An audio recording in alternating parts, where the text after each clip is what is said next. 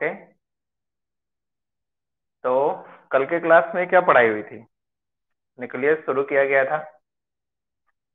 से पहले साइटोस्केलेटन हो गया, है ना। लगभग आज की क्लास में या कल के क्लास में जो है, ये आपका जो सेल है वो समाप्त हो जाएगा। ठीक है, यानी सेल आपकी जो ये चैप्टर चल रहा था, टॉपिक चल रहा था, ये हो जाएगा कंप्लीट एक तरह से। तो कल हम लोग न्यूक्लियस पढ़े थे। न्यूक्लियस का स्ट्रक्चर नहीं बना है, थोड़ा सा उस पर डिस्क्रिप्शन किया था हम लोगों ने, डेफिनेशन किया था, पोजीशन किया था, प्लांट सेल में कहाँ रहता है, एनिमल सेल में कहाँ रहता है ना, ये सारी बातें हो गई थी। ठीक है, क्लियर है? इतना सारा पढ़ लिया। किसी तरह की कोई परेशानी हो, समझ में नहीं आ रहा है, तो आप बेसिकली पूछ सकते हैं। ठीक है, आप कभी भी पूछ सकते हैं। आप व्हाट्सएप पे कर सकते हैं कि हमें ये सवाल, ये जो चीज़ है हमको समझ में नहीं आया है, किसी भी तरह से कोई प्रॉब्लम हो तो बता सकते हैं। और ड्यूरिंग द क्लास अगर आपको समझ में नहीं आ रहा तो आप पूछिए। ठीक है। क्योंकि हमने तो कई बार कहा है कि बिल्कुल ही वोकल बनिए, है ना, दोनों तरफ से बात होनी चाहिए, ताकि किसी तरह का कोई डॉट क्लियर, मतलब डॉट नहीं रह जाए। ठीक है, सारे डॉट क्लियर होने चाहिए। तो एक बात कल कर रहे थे, डिस्क्रिप्शन थोड़ा सा कर रहे थे, अभी डिटेल हुआ नहीं इसका, है ना। तो थोड़ा सा ये समझ लेना है कि न्यूक्लियस को डिस्कवर किसने किया था, ये तो हम लोगों ने पहले पढ़ लिया था। क्योंकि न्यूक्लियस पढ़ ही रहे हैं, तो यहाँ पे देना जरूरी है कि कहाँ और किसने डिस्कवर किया। थोड़ा सा पॉइंट लिखना है ना, न्यूक्लियस के लिए। क्योंकि हम लोग का आज का भी टॉपिक है, कल जो टॉपिक था लास्ट में न्यूक्लियस था, और आज का जो टॉपिक है वो न्यूक्लियस ही है, यही मेन है। ठीक है, न्यूक्लियस ही है, यही मेन टॉपिक है। तो क्या होगा, क्या कह सकते हैं, न्यूक्लियस को डिस्कवर किसने किया था, है ना। क्या कहेंगे? आवाज आ रही है ना? चलिए, न्यूक्लियस वॉज डिस्कवर्ड बाय, किसने डिस्कवर किया था? Nucleus was discovered by Robert brown. Robert brown कब डिस्कवर किया था? इन 1831। कब डिस्कवर किया था? 1834, 1831। कहां से? From, from orchid. ऑर्किड एक पौधा है, orchid root cell, orchid root cell से जो है इसका डिस्कवर किया। ठीक है। और जब पढ़ाई होगी थोड़ी डिटेल में, तो डिटेल में तो थोड़ा नोट्स लिखना ही पड़ता है ना। ठीक है, और ऑनलाइन में जब इस तरह से आपको मिल रहा है ना, जब आप पढ़ोगे ज्यादा, डिस्क्रिप्शन करोगे, और जब हम फिगर को समझा देंगे तो उसका डिस्क्रिप्शन उसी अनुसार से लिखाएगा। जो बच्चे रेगुलर क्लास कर रहे हैं उनको पता है कि भाई पहले जो है फिगर को समझाया जाता है, बताया जाता है, कॉन्सेप्ट पहले क्लियर करते हैं, उसके बाद ही डिस्क्रिप्शन नोट करते हैं, है कि नहीं?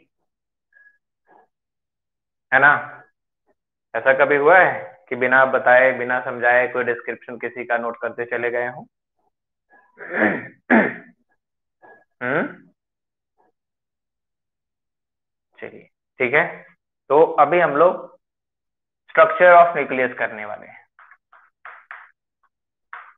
अब इसका थोड़ा सा हम लोग समझते हैं, स्ट्रक्चर ऑफ न्यूक्लियस कि कैसे क्या होता है, स्ट्रक्चर कैसे समझना है ना। देखो, नॉर्मली क्या है, सिर्फ और सिर्फ यहाँ पे न्यूक्लियस ही बनाएंगे, इस तरह से राउंड कर लिया।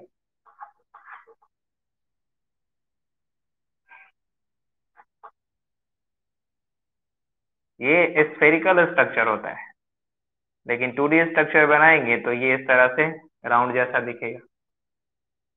आप मैथ पढ़े होगे ना, स्फेयर में और सर्कल में डिफरेंस होता है। स्फेयर और सर्कल में क्या होता है, डिफरेंस होता है। सर्कल को आप इजीली जो है पेज पर बना सकते हो, लेकिन सर्कल को इजीली पेज पर बना सकते हैं, लेकिन स्फेयर को बना सकते हैं क्या? तो स्फेरिकल स्ट्रक्चर है, लेकिन यहाँ पर हमें बनाना पड़ेगा इस तरह से राउंड फॉर्म में दिखाने के लिए, ठीक है। तो कैसे क्या होता है इसमें, तो इसको समझना है ठीक है। न्यूक्लियस यहां से मैं बना देता हूं इस तरह से है ना। यहां से इसको हम डबल मेम्ब्रेन बनाएंगे, डबल मेम्ब्रेन। और इधर ये स्पेस छूट जाएगा, किसके लिए छूट जाएगा स्पेस, वो किसके लिए छूट जाएगा स्पेस, ये स्पेस किसके लिए छूट जाएगा, एंडोप्लाज्मिक रेटिकुलम के लिए। और इधर ये भी इधर बनाया, तो ये भी छूट जाएगा स्पेस यहाँ पे। और यहां से इधर अब स्पेस नहीं छोड़ना है, इधर कंटिन्यू बना देंगे आप, कंटिन्यू बना देंगे इस तरह से। डबल लेयर इन्वेलप होता है, सिंगल लेयर न्यूक्लियस में इन्वेलप नहीं होता, डबल लेयर इन्वेलप होता है। क्लियर है, ये हो गया न्यूक्लियस अब ध्यान देंगे, तो ये जो न्यूक्लियर इन्वेलप बना, इसके अंदर में बन जाएगा इस तरह से डॉट लाइक स्ट्रक्चर दे देते हैं, इस तरह से डॉट लाइक स्ट्रक्चर दे देते हैं। इस डॉट लाइक स्ट्रक्चर को आप न्यूक्लियस के अंदर जो फिल कर रहे हो, क्या कहोगे इसको, ये डॉट लाइक स्ट्रक्चर जो फिल करेंगे इसको क्या कहेंगे, इसको क्या कहते हैं, न्यूक्लियोप्लाज्म। अब इस न्यूक्लियोप्लाज्म में इस तरह से स्ट्रक्चर होगा, डेंस, नेकेड, कंडेंस स्ट्रक्चर होता है, डेंस होता है, नेकेड होता है ना। ये जो स्ट्रक्चर है क्या कहलाता है, न्यूक्लियोलस। और इसमें इस तरह से network of thread like structure होगा। तो network of thread like structure को क्या कहते हैं, क्रोमैटिन नेटवर्क। ये बन गया क्रोमैटिन नेटवर्क, ठीक है। इस क्रोमैटिन नेटवर्क में जगह जगह पे, है ना, कहीं कहीं पे आपको डेंस स्ट्रक्चर दिखाई देगा, इस तरह से डॉट लाइक दिखाई देगा, है ना, इस तरह से डॉट लाइक दिखाई देगा। और कहीं कहीं पे लूज दिखाई देगा। तो ये हो गया कंडीशन, ये कंप्लीट तरह से एक तरह से न्यूक्लियस बन गया। अब न्यूक्लियस को पहले आप करना क्या है, तो पहले इसको हम दिखाते हैं कि कौन सा पार्ट है और किस चीज से बना होगा। तो ये सबसे जो आउटर पार्ट है, ये इसको, इस पोर्शन को आप कहते हैं, इन दोनों को मिलाकर कहते हैं न्यूक्लियर इन्वेलप या न्यूक्लियर मेम्ब्रेन। तो this is the nuclear envelope, है ना। ऐसे जानते हो तो न्यूक्लियस क्या है, ये काफी इंपॉर्टेंट ऑर्गन है, ब्रेन ऑफ द सेल्स कहलाता है, सीपीयू ऑफ द सेल्स कह सकते हैं, control room of the cell कहते हैं, क्योंकि ऑल मेटाबॉलिक एक्टिविटीज जो सेल में होता है वो सारे के सारे न्यूक्लियस ही कंट्रोल करने का काम करता है, ठीक है। तो काफी इंपॉर्टेंट है। अब ये जो न्यूक्लियर इन्वेलप है अगर हम देखें, जैसे आपने एक बॉल ले लिया, जिस तरह से एक होता है ना फुटबॉल होता है, क्या एक गेंद होता है, स्फेरिकल होता है। तो स्फेरिकल बॉल में जगह जगह पे अगर होल कर देते हैं, है ना, होल कर देते हैं, ठीक उसी तरह से जगह जगह पे होल कंटेन करता है इसके पास। तो ये जो पोर्स कंटेन करते हैं, इस पोर्स को कहते हैं क्या, इस पोर्स को कहते क्या है, दिस इज द न्यूक्लियोपोर। क्या कहलाता है ये, न्यूक्लियोपोर या न्यूक्लियर पोर बोल सकते हैं, न्यूक्लियोपोर एक साथ कर दे तो न्यूक्लियोपोर, ठीक है। और इसके अंदर अब देखते हैं कंटेंट को, इसके अंदर कंटेंट को देखते हैं। तो ये जो कंटेंट है जिसको हम कह सकते हैं, जो फ्लूइड पोर्शन है इसको हम कहते हैं, हाँ बोलो। बस एक इस तरह से ऐसे कर दिया, अंदर वाले की बात यहाँ पे आपने इस तरह से बना दिया, और बस इस तरह से कैसे भी आपको जो है बन गया, ठीक है, कर सकते हो। बिंदु बिंदु कहाँ देना है, तो देखो जैसे ये है ना, तो इसके ऊपर में डॉट देना है, डेंस कर देना है, इसके ऊपर में डेंस कर देना है, जगह जगह पे डेंस करना है। क्लियर है? अब वो डेंस किया जिसको क्या कहेंगे, तो वो आगे हम लोग पढ़ते हैं। तो ये न्यूक्लियोपोर है। अभी जो न्यूक्लियोपोर है ये कर रहा है क्या, तो अगर हम सेल को अगर इस तरह से मानते हैं कि बाहर में इसके, चूंकि सेल के अंदर है, तो साइटोप्लाज्म और न्यूक्लियोप्लाज्म डायरेक्टली किससे कनेक्टेड होगा, तो न्यूक्लियोपोर से डायरेक्टली एक्सचेंज हो रहा है। अगर न्यूक्लियस के अंदर कोई मटेरियल बन रहा है, किसी भी तरह का चीज बन रहा है, जैसे इसके अंदर राइबोसोम का फॉर्मेशन होता है। राइबोसोम का फॉर्मेशन कहाँ होता है, पढ़ाए थे हम, कहाँ होता है, न्यूक्लियोसोम में होता है, सॉरी न्यूक्लियोलस में होता है। तो न्यूक्लियोलस में जो राइबोसोम का फॉर्मेशन होता है, वो राइबोसोम बाहर निकलेगा। कैसे बाहर निकलेगा, तो इससे बाहर निकलेगा। इसी के अंदर जो है फॉर्मेशन होता है आरआरएनए का, एमआरएनए का, टीआरएनए का।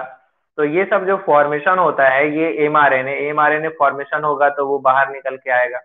तो बहुत सारे मटेरियल है जो साइटोप्लाज्म और न्यूक्लियोप्लाज्म के बीच में एक्सचेंज होना है, तो वो एक्सचेंज होता है न्यूक्लियोपोर की मदद से होता है। ठीक है, क्लियर है? अब ध्यान देते हैं, है ना, क्लियर है, समझते हैं आगे। अब इसके अंदर क्या भरा हुआ है, जो जेली लाइक फ्लूइड है, यानी protoplasm is filled inside the nucleus. Nucleus के अंदर जो भरा हुआ है उसको कहते हैं न्यूक्लियोप्लाज्म। न्यूक्लियोप्लाज्म को हम कैरियोप्लाज्म बोल सकते हैं, है ना। क्या बोल सकते हैं इसको, न्यूक्लियोप्लाज्म को क्या बोलेंगे, कैरियोप्लाज्म बोल सकते हैं। ठीक है, कैरियोप्लाज्म या न्यूक्लियोप्लाज्म बोल सकते हैं।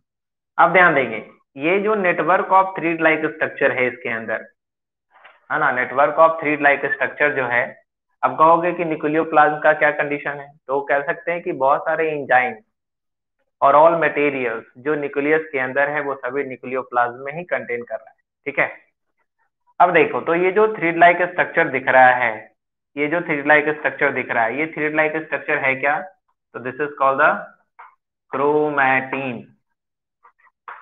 क्रोमैटिन नेटवर्क लिखा रहता है, ये एक्चुअली में क्रोमैटिन है, बट नेटवर्क लाइक है इसलिए क्रोमैटिन नेटवर्क बोल देते हैं। ये जो हमने जगह यहाँ पे स्पेस जो छोड़ दिया है, ये जगह किसके लिए है, तो ये स्पेस छोड़ा हुआ है किसके लिए, स्मूथ इंडोप्लाज्मिक रेटिकुलम का। और ये जो जगह छोड़ा हुआ है वो किसके लिए है, रफ इंडोप्लाज्मिक रेटिकुलम का। ठीक है, अब देखो जरा सा और समझते हैं यार, ये जो क्रोमैटिन है, इस क्रोमैटिन पे ही देखो डेंस स्ट्रक्चर है, यहाँ पे ज्यादा से ज्यादा ये कंडेंस्ड है ना। तो ये जो कंडेंस्ड फॉर्म है, इसको हम लोग नाम देते हैं, इसको कहते हैं हेट्रोक्रोमैटिन। हेट्रोक्रोमैटिन, क्रोमैटिन का ही ये पार्ट है जिसको कहते हैं हेट्रोक्रोमैटिन। अब ये जो हेट्रोक्रोमैटिन है वो टाइटली पैक्ड है, एकदम ज्यादा टाइट है, कंडेंस्ड है। तो कंडेंस्ड है इस कारण से ये क्या होता है, ये इनएक्टिव होता है ना, इनएक्टिव होता है। ये जो इनएक्टिव पार्ट है, इस इनएक्टिव पार्ट को कहते हैं हेट्रोक्रोमैटिन। और बाकी जो लूज पार्ट दिख रहा है, ये जो इस तरह से जो लूज है ना, जो कि ज्यादा डेंस नहीं है, लूजनेस है ना, तो इस पोर्शन को हम कह देते हैं, इस पार्ट को कहते हैं जो लूज है, क्रोमैटिन का वो एरिया जो लूज अरेंजमेंट देख रहा है, जिसके पास एक्टिव जीन कंटेन कर रहा है, जो ट्रांसक्रिप्शनली एक्टिव है, जो डिवीजन कर सकता है, तो इसको कहते हैं यूक्रोमैटिन। क्या कहते हैं इसको, यूक्रोमैटिन बोलते हैं। यानी फंक्शनल क्रोमैटिन को यूक्रोमैटिन और नॉन फंक्शनल क्रोमैटिन को हेट्रोक्रोमैटिन बोलते हैं। फंक्शनल को यूक्रोमैटिन और नॉन फंक्शनल को हेट्रोक्रोमैटिन हो गया। ठीक है, अब क्या है, ये जो डेंस स्ट्रक्चर है ये भी कहीं ना कहीं न्यूक्लियर मटेरियल ही इसको बनाता है, क्रोमैटिन ही कंडेंस्ड होता है एक्सट्रीमली। तो इस पोर्शन को हम नाम देते हैं, दिस इज कॉल्ड द, इसको कहते हैं न्यूक्लियोलस। क्या कहते हैं इसको, न्यूक्लियोलस। ठीक है, न्यूक्लियोलस बोलते हैं इसको। क्लियर है ना, न्यूक्लियोलस कहते हैं इसको। अब ध्यान देते हैं, समझते हैं जरा, ये जो अपर सरफेस है, न्यूक्लियर इनवेलप का जो ऊपरी सरफेस है, इस सरफेस के ऊपर में कंटेन करता है राइबोसोम अटैचमेंट शो करता है। इसके सरफेस पे भी क्या होता है, राइबोसोम अटैचमेंट होता है। ठीक है, यानी ribosome attached on the outer surface of the nuclear envelope, nuclear envelope के आउटर सरफेस पे राइबोसोम होगा। ये राइबोसोम प्रेजेंट होता है, राइबोसोम मॉलिक्यूल यहाँ प्रेजेंट होता है। तो यहाँ दिखा सकते हैं कि राइबोसोम प्रेजेंट होता है आउटर सरफेस पे, आउटर सरफेस पे राइबोसोम प्रेजेंट होता है। ठीक है, तो ये सभी कंप्लीट हो गए। अब ये सब मिलकर के जो है एक न्यूक्लियस फॉर्म किया हुआ है, सब मिलकर के जो है वो न्यूक्लियस फॉर्म किया है, तब जाकर के न्यूक्लियस जो है वो क्या है, control room of the cell कहला रहा है। क्लियर, आई बात समझ में? नोट कर सकते हैं अब।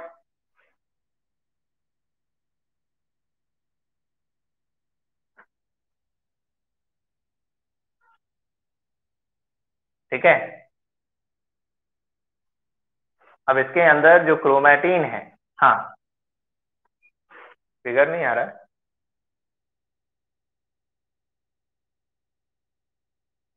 नहीं, क्या बच्चों, सबको नहीं आ रहा है?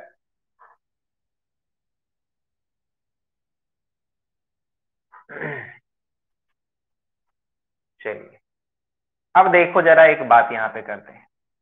ये जो न्यूक्लियस बनाया गया है, क्या सचमुच में इस तरह से ही न्यूक्लियस आपको जब सेल के अंदर देखोगे तो दिख जाएगा? बिल्कुल भी नहीं। ये जो न्यूक्लियस का स्ट्रक्चर दिखाया गया है, इस प्रकार से न्यूक्लियस हमेशा नहीं दिखता।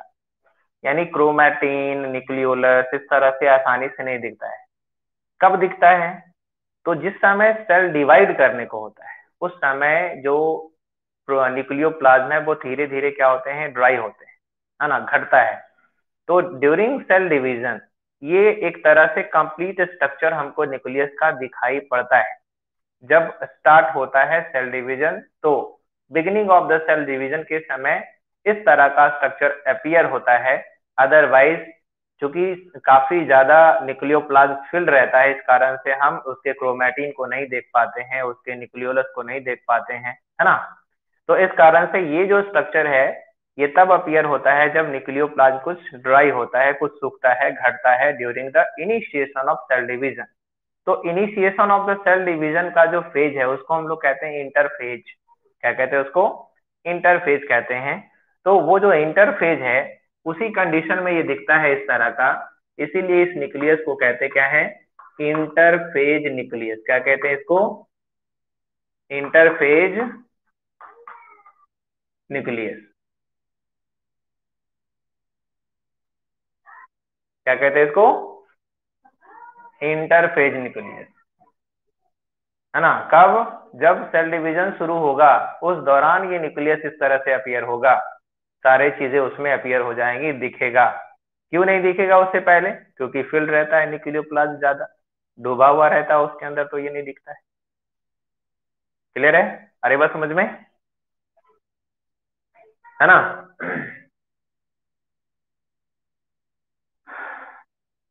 चलिए,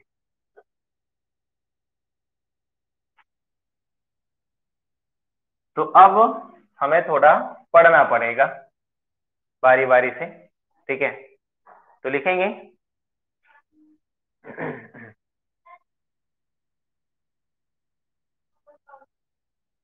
तो लिखेंगे क्या? ए टाइपिकल न्यूक्लियस, यानी एक जो सिंपल है, एक जो प्रारूप है वो,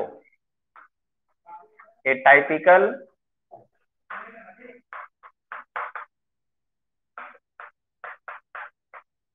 ए टाइपिकल न्यूक्लियस, ठीक है, ए टाइपिकल न्यूक्लियस generally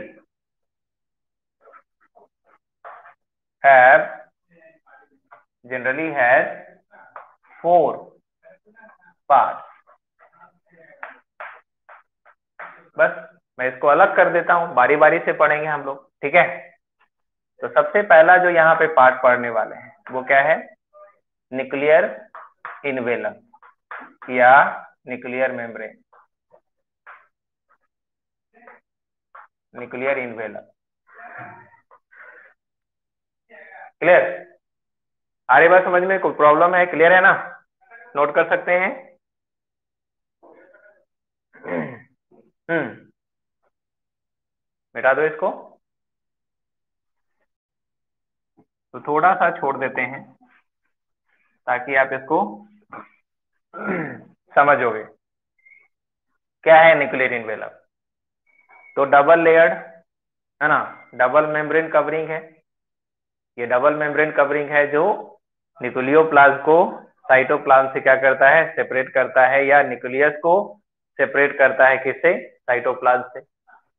तो लिख सकते हैं it is double, it is double membrane, it is double membrane covering, ऐसे करके लिखो। It is double membrane covering, double membrane covering of the nucleus, double membrane covering of the nucleus which separate from, है ना, which separate the nucleus, separate the nucleus किससे, separate the nucleus from cytoplasm, cytoplasm से separate कर रहा है। Clear है? अच्छा, ये जो न्यूक्लियर मेम्ब्रेन है इसका थिकनेस क्या है, इसका नहीं, गैप का नहीं, बस ये thickness, thickness of the nuclear membrane क्या होगा, thickness of nuclear membrane is about कितना है, 60 to 90 एंगस्ट्रॉम, 60 से लेकर के कितना 90 एंगस्ट्रॉम तक थिकनेस है इसका। क्लियर है ना?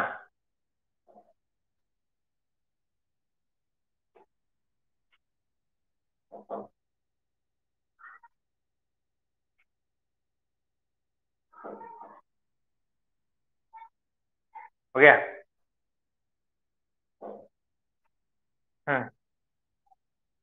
हाँ, 60 to 90 एंगस्ट्रॉम। अब ध्यान देते हैं आउटर मेम्ब्रेन पे क्या दिख रहा था, outer surface of nuclear envelope, nuclear envelope bear क्या कंटेन करता है, क्या कंटेन कर रहा है, ribosome molecule, ribosome molecules contain कर रहा है, contain ribosome molecules, bears ribosome molecule. सब दिखा ना, ये सब तो है ही। अच्छा, अब कह सकते हैं न्यूक्लियर मेम्ब्रेन जो है कंप्लीटली क्लोज नहीं है, ठीक है। तो न्यूक्लियर इनवेलप, इनवेलप बीयर्स, ऐसे कह सकते हैं nuclear envelope is not completely, not completely close, पूरी तरह से बंद नहीं है। Nuclear envelope is not completely closed, not completely closed, containing a small pores, a small pores called, क्या कहलाएगा, क्या कहलाएगा, न्यूक्लियर पोर, न्यूक्लियर पोर कहलाएगा, ठीक है, न्यूक्लियर पोर कहेंगे उसको। अब ये न्यूक्लियर पोर का काम क्या होगा, बस एक पॉइंट और कर लेते हैं, काम क्या है न्यूक्लियर पोर का। तो nuclear pore, nuclear pore takes part in, takes part in exchange of, takes part in exchange of materials between nucleoplasm and cytoplasm. ठीक है, कहने को तो बहुत ज्यादा और डिस्क्रिप्शन आ सकता है, लेकिन आप इतना नोट कर सकते हैं। क्लियर है? Any problem? हो गया?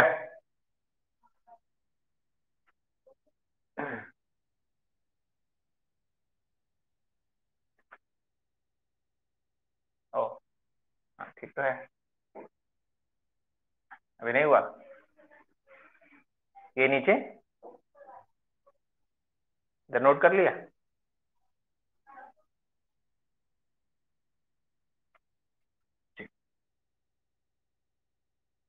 स्क्रीनशॉट भी कर सकते हो आप। तो अब हमारा ये सेकेंड, इसमें क्या है, तो इसके बाद जब न्यूक्लियर इन्वेलप को जब हम देखेंगे, उसके बाद एंट्री करेंगे, तो क्या मिलता है? Nucleoplasm.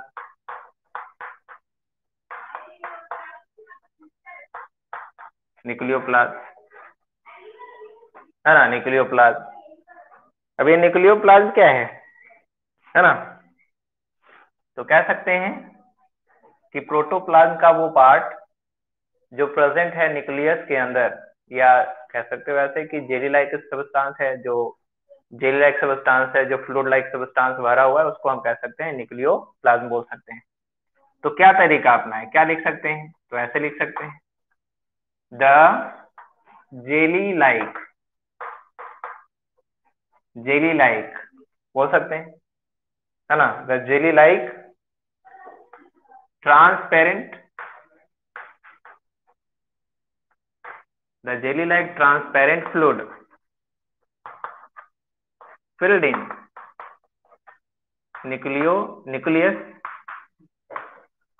filled in nucleus is called nucleoplasm. Nucleoplasm को और क्या कह सकते हो? काइनोप्लाज्म बोल सकते हैं, कैरियोप्लाज्म बोल सकते हैं, कैरियोलिम्फ बोल सकते हैं, न्यूक्लियर सैप बोल सकते हैं, कई बात बता सकते हैं आप इसमें। क्या क्या कंटेन कर रहा है? अब जो आपने साइटोप्लाज्म के लिए केमिकल कंपोजिशन लिखा था, वही केमिकल कंपोजिशन आपको यहाँ पे न्यूक्लियोप्लाज्म के लिए भी लिख सकते हैं। ठीक है, और इसमें कंटेन क्या करता है, क्या कंटेन करेगा? तो बहुत सारी चीजें हैं, तो लिख सकते हो, ऐसे करके लिखो, इट कंटेन, क्या कंटेन कर रहा है? हाँ, क्या कंटेन करेगा? It contain, it contains nucleotide, क्या कंटेन करेगा? न्यूक्लियोटाइड। अब न्यूक्लियोटाइड्स में कौन कौन आता है मालूम है? न्यूक्लियोटाइड्स किसको कहते हैं? आरएनए है, डीएनए है, ये सभी पॉलीन्यूक्लियोटाइड्स है, तो न्यूक्लियोटाइड भी कंटेन करेगा। इसके साथ साथ क्या कंटेन करेगा? तो इसमें प्रोटीन कंटेन करेंगे, एंजाइम कंटेन करेगा, है ना, एंजाइम कंटेन करेंगे। ठीक है, इसके बाद देख सकते हो लिपिड कंटेन करता है, कार्बोहाइड्रेट कंटेन करता है, जिससे ये बना है वो सारी चीजें इसमें प्रेजेंट होती है। इवन की कह सकते हो कि मिनरल्स कंटेन करेगा, मिनरल्स भी कंटेन करते हैं। ठीक है, जैसे क्या है, मिनरल्स में क्या है, कैल्शियम है, मैग्नीशियम है, ये सभी चीजें इसमें आपको कंटेन करेगा, एटीसी डॉट, बहुत सारी चीजें इसके पास है ना, बहुत सारी चीजें प्रेजेंट है इसके पास।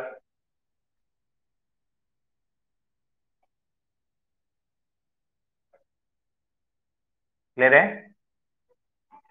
इवन कह सकते हैं न्यूक्लियोप्लाज्म, न्यूक्लियोप्लाज्म ऑल्सो कंटेन, क्या कंटेन कर रहा है? क्रोमैटिन, क्रोमैटिन नेटवर्क भी इसी में प्रेजेंट है, क्रोमैटिन नेटवर्क, एंड और क्या इसके अंदर है? न्यूक्लियोलस भी इसी के अंदर में प्रेजेंट है, सब फ्लूइड पार्ट में ही तो है। क्लियर है? या आप दूसरा बात कह सकते हैं कि ये जो न्यूक्लियोप्लाज्म है, एक तरह से कहोगे कि यही वो एरिया है, वर्क प्लेस है, जहां पे सारे काम होने वाले हैं न्यूक्लियस के अंदर। क्लियर? हो गया?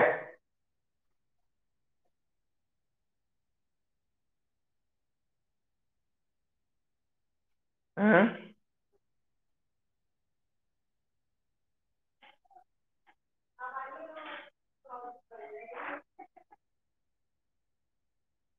क्लियर? हाँ। अब देखो नंबर 3 डिस्क्रिप्शन में, नंबर 3 में क्या है? क्रोमैटिन। तो क्रोमैटिन को आप कह सकते हैं कि ये किस चीज से बना हुआ है और किस तरह का स्ट्रक्चर है ये। तो आप कह सकते हैं कि जो नेटवर्क लाइक, जो थ्रेड लाइक नेटवर्क है जो प्रेजेंट है इसके अंदर, इसको हम कह सकते हैं क्रोमैटिन। और ये बना होता है किस चीज का? तो इसमें आपको मिलता है क्रोमैटिन में डीएनए है, हिस्टोन प्रोटीन है ना, इस चीज का बना होता है। यानी जिस चीजों का बना होता है आपका, इसमें बेसिकली डीएनए और हिस्टोन प्रोटीन रहता है। अगर थोड़ा सा मैं दिखाऊं आपको तो कैसे बनता है, कैसे बनता है उसको समझना, एक कंपैरिजन कर रहे हैं। इस तरह से एक राउंड स्ट्रक्चर होता है, ऊपर ही बना देते हैं यहाँ पे एक राउंड स्ट्रक्चर होता है, ठीक है, which is called the histone protein.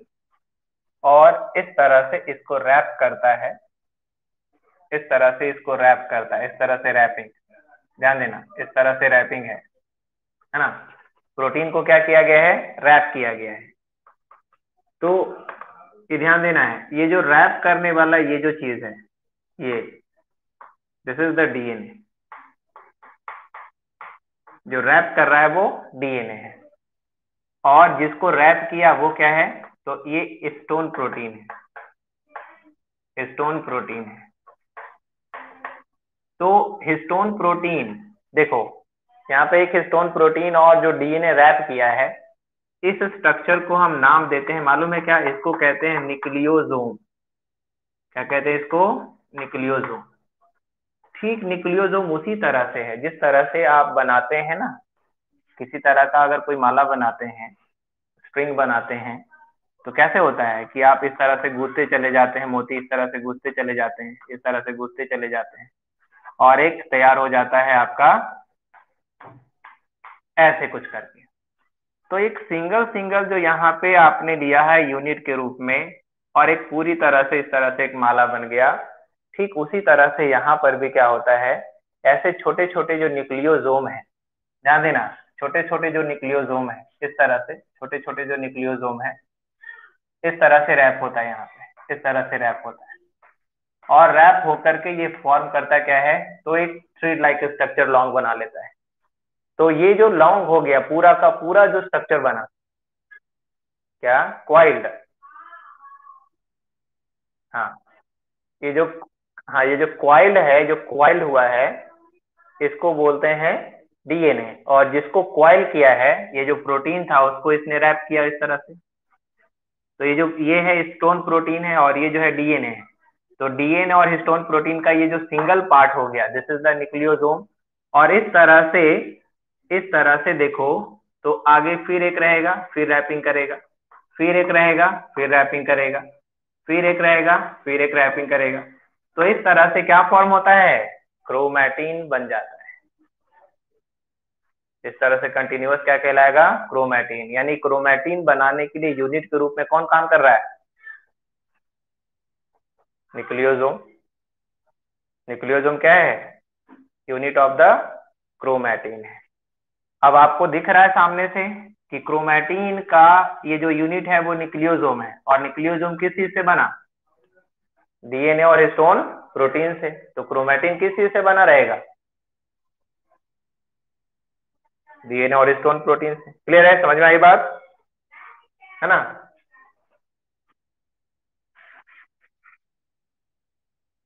तो लिख सकते हैं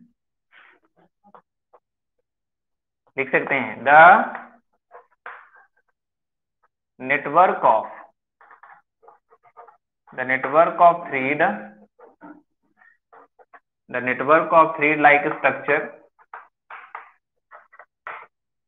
The network of thread-like structure found inside nucleus is called, क्या कहलाएगा?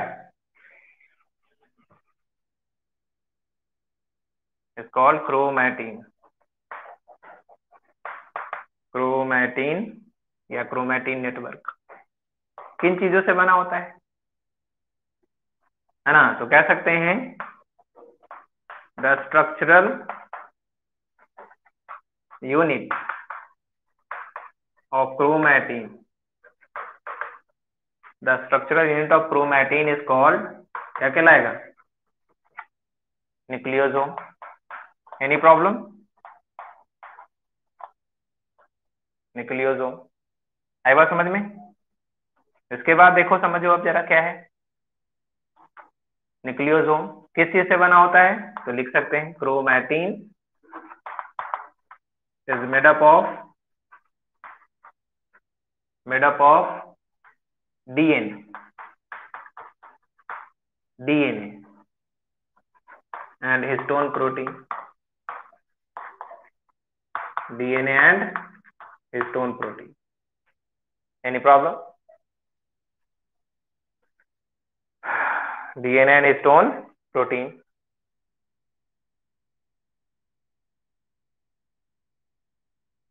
हो गई बात?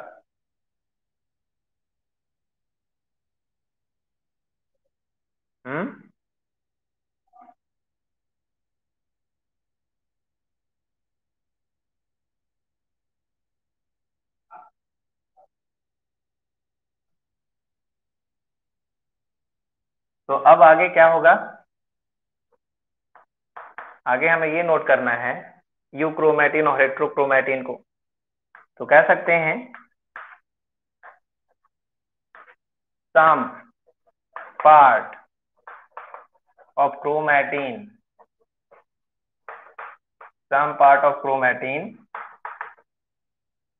है ना, some part of chromatin becomes tight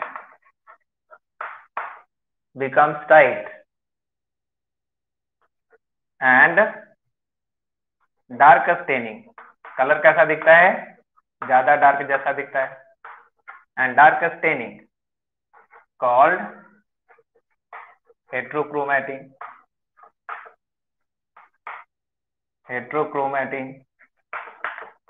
ठीक है. अब हेट्रोक्रोमैटिन को क्या बताया था? Containing inactive gene. तो लिख सकते हैं यहाँ पे heterochromatin contains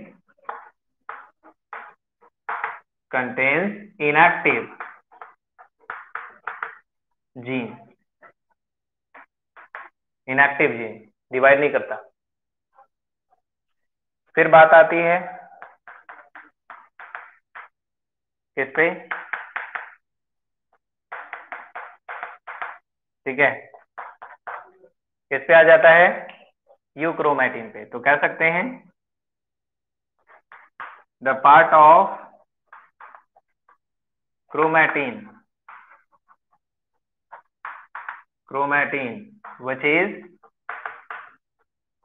which is loose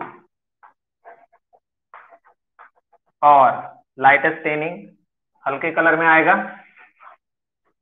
light staining यानी कलर जब करेंगे तो हल्का दिखेगा. Light staining and contain active gene contain करेगा कॉल्ड यूक्रोमैटिन.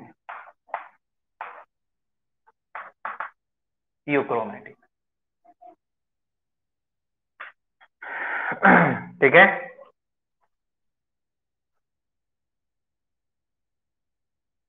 कंप्लीट हो गया.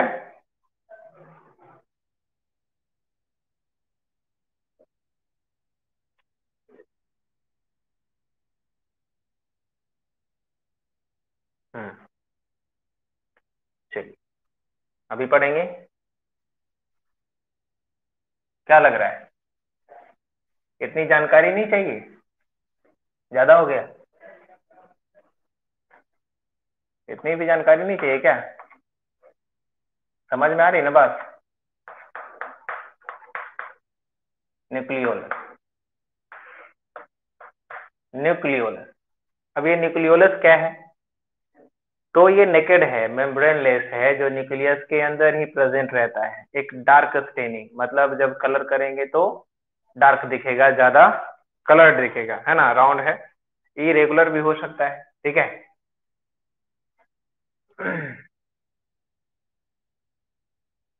ठीक है, तो लिख सकते हैं। क्या लिखेंगे इसके बारे में? It is naked. It is naked. Naked बोल सकते हैं, है ना।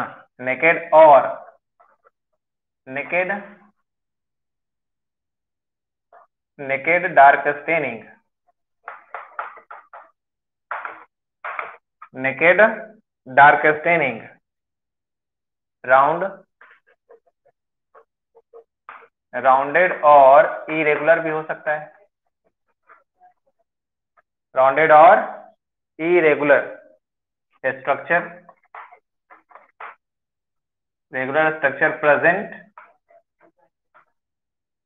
प्रेजेंट, है ना, present inside nucleus is called, sorry, present inside nucleus and attached to, attached to किससे अटैच रहेगा? attached to chromatin, attached to chromatin at, कहाँ पे? chromatin at a specific, a specific site called NOR, या जिसको हम satellite बोलते हैं। NOR बोलोगे या सैटेलाइट बोलोगे, बताएंगे। ये बात हम अभी यहाँ क्लियर कर देते हैं कि ये कहाँ से जुड़ा रहता है, कहाँ से जुड़ा रहता है। देखो, आपको NOR समझना है, ध्यान देना है, समझना है NOR को। कैसे समझोगे NOR को? NOR क्या होता है? ऐसे NOR का मतलब क्या होता है?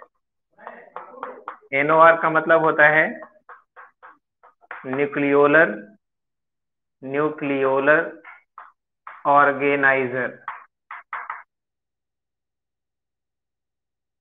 इधर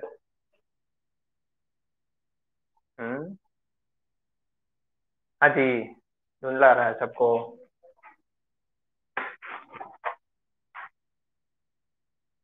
अभी कैसा रहा?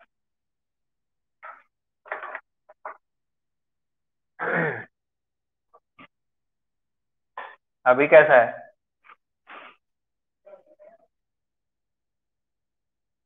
सही है, चलो ठीक है। तो न्यूक्लियोलर ऑर्गेनाइजर रीजन बोलते हैं, रीजन बोलते हैं, ठीक है। कहाँ रहता है तो समझना जरा सा। इस तरह से हमने यहाँ पे देखा था कि DNA इस तरह से, है ना, यहाँ से ये DNA इस तरह से रैप कर रहा है। किसको रैप कर रहा है? हिस्टोन प्रोटीन को रैप कर रहा था, हिस्टोन को रैप कर रहा है, ठीक है। अब ये रैपिंग जो है, ये रैपिंग जो है और कंडेंस्ड होता है ड्यूरिंग सेल डिवीजन। ये रैपिंग और कंडेंस्ड होता है ड्यूरिंग सेल डिवीजन। ये रैपिंग और कंडेंस्ड होता है ड्यूरिंग सेल डिवीजन, और कंडेंस्ड होकर के इतना कंडेंस्ड होता है, इतना कंडेंस्ड होता है कि ये कंडेंस्ड होकर के एक स्ट्रक्चर टाइप का बन गया।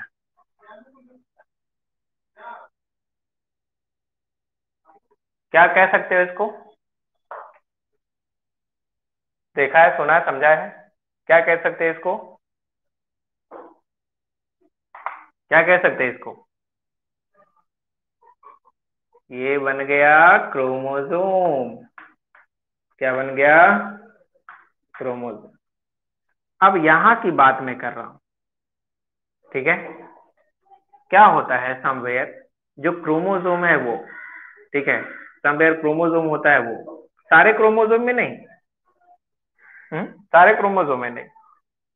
क्रोमोसोम नंबर 13, 14, 15, 20, 21, बस इतने में ही। इतने क्रोमोसोम के पास ही क्या होता है, इस तरह से इसको हम बना रहे हैं, इस तरह से इसको बना रहे हैं।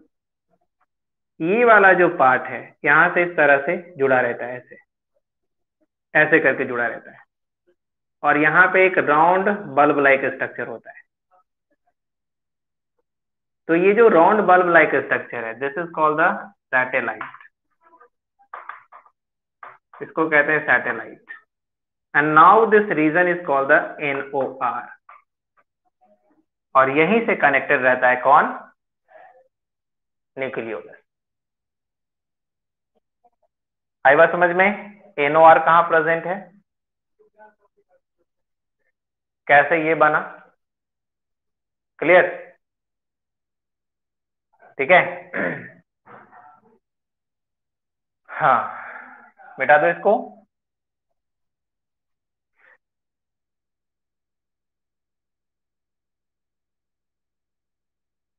बिल्कुल, NOR को समझने के लिए।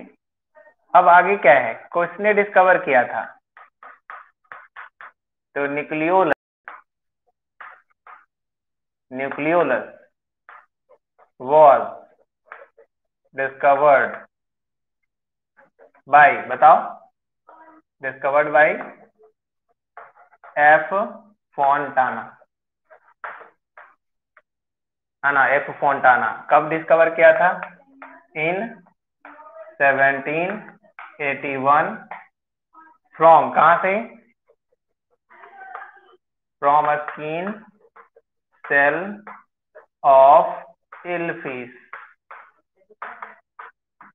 Skin cell of eelfish. ठीक है।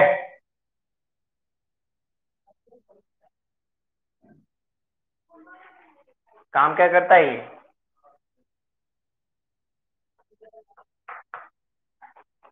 अरे खाना बाद में बना, पहले पढ़ लो। कटहल बनेगा। हम्म।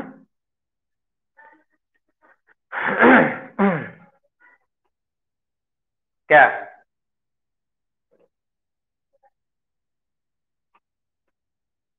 कह सकते हैं? न्यूक्लियोलस, न्यूक्लियोलस क्या बनाता है, क्या बनाने का काम करेगा? हम्म।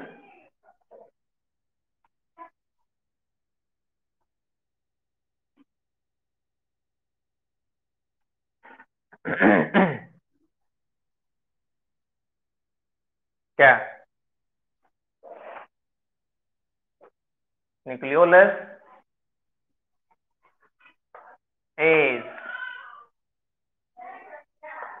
known as, nucleolus is popularly, ऐसे कह सकते हो, न्यूक्लियोलस फॉर्म्ड या synthesise, nucleolus synthesise ribosome, ribosome, so called, so called, क्या कहेंगे? राइबोसोम फैक्ट्री, राइबोसोम बनाने का काम करता है। ठीक है, राइबोसोम बनाने का काम करता है।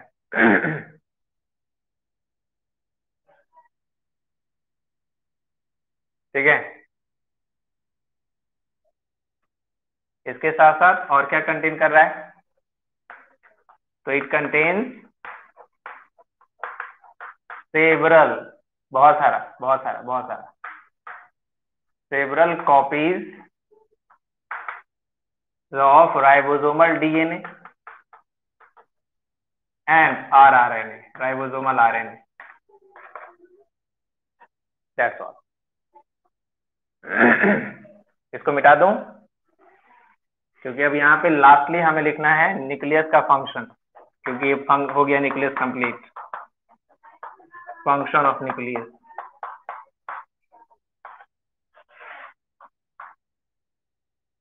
क्लियर है?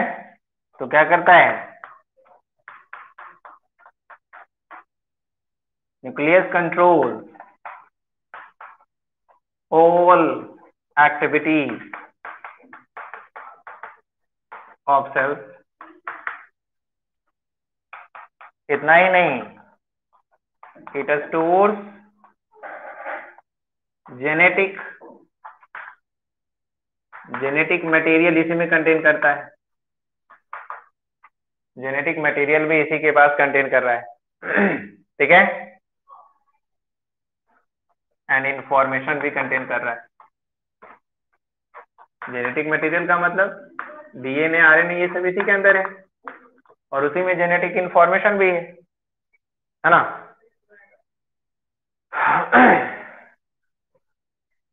इसके साथ साथ it also regulate cell division process, cell division process, cell division के प्रोसेस को रेगुलेट करता है। मतलब यहाँ पे मतलब है कि सेल डिवीजन में नहीं, सेल कब डिवाइड करेगा, सेल कब डिवाइड नहीं करेगा, सेल को डिवाइड करने की आवश्यकता है नहीं है, ये सारा चीज इस पर डिपेंड करता है। ठीक है, और क्या कहेंगे इसको, क्या कहेंगे,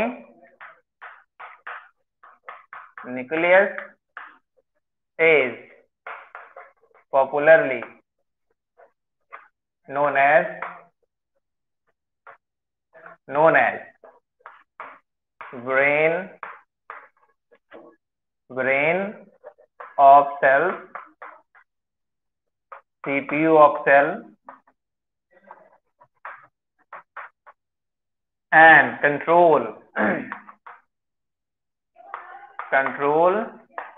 room of cell। कई बात हो।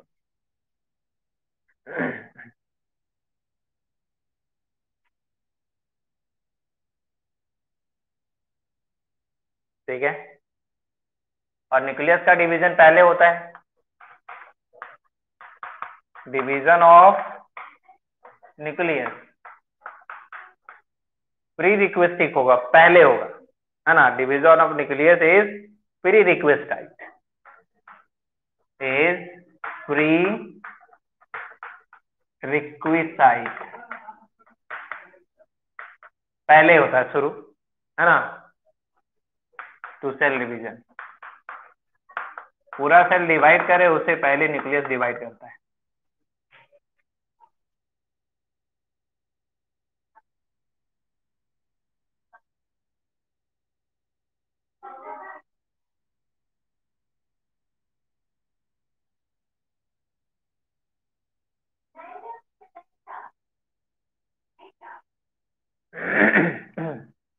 हो गया कंप्लीट।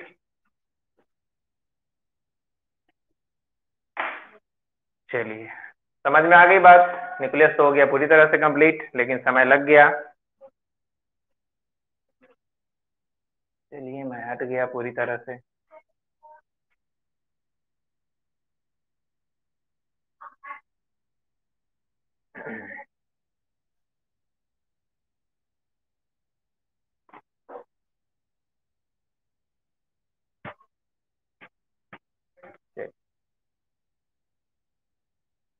कोई प्रॉब्लम, कोई दिक्कत?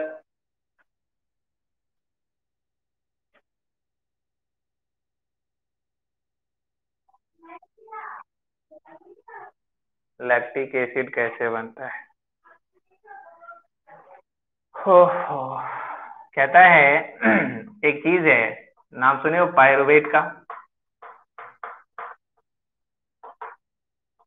पायरुविक एसिड, पायरुविक एसिड को अगर हम इनकम्प्लीट ऑक्सीजन के प्रेजेंट में ब्रेक करते हैं, ध्यान देना, इसका मैं फुल फॉर्म बता देता हूँ, इसका मॉलिक्यूलर फॉर्मूला बताता हूँ। C3H4O3। ठीक है, C3H4O3। ये जब ऑक्सीजन के एब्सेंस में टूटेगा तो ये कन्वर्ट हो जाएगा किसमें, C2H5, है ना, C2H5OH में ये टूट जाता है। यानी ऑक्सीजन के प्रेजेंस में ये टूटता है तो ये फॉर्म हो जाता है। तो इस तरह, sorry sorry sorry sorry, oxygen के लैक ऑफ ऑक्सीजन के प्रेजेंट में अगर टूटेगा तो ये कन्वर्ट हो जाएगा किसमें, C3H6O3 में, and this is the lactic acid. ठीक है, ऑक्सीजन का एब्सेंस होना चाहिए, ऑक्सीजन का लैकिंग होना चाहिए, ऑक्सीजन की जब कमी होती है तब जाके ये फॉर्म होता है। और लैक्टिक एसिड का फॉर्मेशन जनरली कहाँ होता है, तो मसल सेल में होता है। कब होता है, तो during anaerobic respiration, anaerobic respiration के समय होता है। ठीक है, कभी कभी ऐसा होता है कि जैसे क्या कहा, फिंगर है, इसको ऐसे करके रखो कस के, तो कस के इसको अगर इस तरह से कर रहे हैं तो क्या क्या यहाँ पे कंडीशंस हो रहा है, ये पूरा तन रहा है, ये पूरा अगर स्ट्रेट हो रहा है, पूरा अगर यहाँ कॉन्ट्रैक्शन हो रहा है इसमें, इस पोर्शन पे, तो यहाँ के ब्लड वेसल्स हैं वो ठीक तरह से यहाँ इधर ऑक्सीजन नहीं पहुंचा पा रहे हैं। तो इस पोर्शन में क्या हो रहा है, लैक्टिक एसिड बनना शुरू हो रहा है, और इस कुछ तरह से छोड़ दोगे कुछ देर, तो ऐसे छोड़ने के बाद भी यहाँ पे पेन आपको होगा।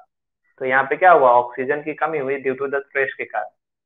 तो स्ट्रेस जब बनता है, ऑक्सीजन का जब लैकिंग होता है, तो जो पायरुवेट है, जो ग्लूकोज है, वो टूटता है और वो बनाता है लैक्टिक एसिड बनाता है। और लैक्टिक एसिड जब डिपॉजिट होता है मसल्स में तो क्रम्प होता है, पेन होता है, दर्द होता है। यानी कह सकते हैं कि जिस तरह से हमारा स्मूथ मसल है वो कभी नहीं थकता, हर्ट मसल है वो कभी नहीं थकता, लेकिन हमारा जो काफ मसल है, हमारा जो स्केलेटन मसल है, वो टायर्ड होता है। तो reason of the tiredness in the skeleton muscle is the deposition of lactic acid during the lack of oxygen। अगर हम ऑक्सीजन की भरपाई हमेशा करते रहें, जैसे देखो बताते हैं, एक दौड़ दौड़ो, एक होता स्पीड रनर, एक होता मैराथन। मैराथन में 10-10 किलोमीटर, 25-25 किलोमीटर लोग दौड़ते रहते हैं। क्यों दौड़ते रहते हैं, कहता है कि स्लो रनिंग करेंगे तो जितना लैक्टिक एसिड बना उस अनुसार से उसको ऑक्सीजन मिल जाता है, और फिर लैक्टिक एसिड टूट जाता है, फिर एनर्जी देता है, फिर लैक्टिक एसिड बनता है, फिर टूटता है। तो जब स्लो करते हैं तो लैक्टिक एसिड बनता है, टूटता है, बनता है, टूटता है, इस कारण से हमें थकान कम होती है। फास्ट रनिंग करते हैं तो क्या होता है, लैक्टिक एसिड जितना बन रहा है उतना वो ब्रेक नहीं हो पा रहा है, तो डिपॉजिट हो रहा है, डिपॉजिट हो रहा है, तो फिर आप थक जाते हैं, दर्द होने लगता है। समझ में आ रही बात, ठीक है। और कोई प्रॉब्लम,